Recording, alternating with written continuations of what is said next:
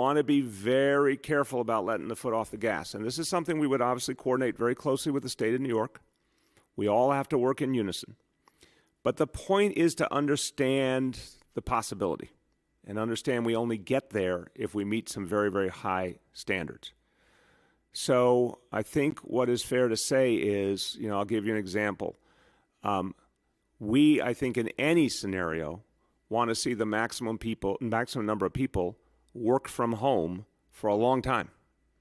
So that's something that I would say is unlikely to change based on what we know now. We would like to keep anyone who can work at home continuing to work at home.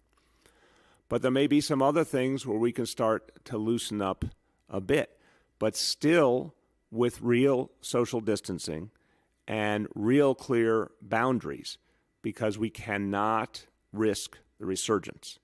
So I don't want to say to you, oh, here's what it looks like and it's real easy. I want to say to you, no, let's first get there. As we get there, we hit those 3 indicators I talked about.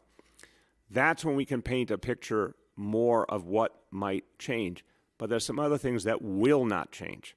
The last thing we want, and this kind of points to this national discussion of how we get a recovery. You know what would really screw up a recovery is if we let everyone come back to quote-unquote normal so quickly that we cause the resurgence of the disease. That's something that would be intolerable. You can't have recovery if the disease is reasserting. You can't have a recovery if the hospitals are getting overwhelmed. You can't have a recovery if your state government, your city government can't sustain basic services, which is still a challenge because of the massive budget problems we're having. And that obviously must be addressed in the next federal stimulus bill. So for all the voices out there sort of painting an easy way back, it's not going to be an easy way back.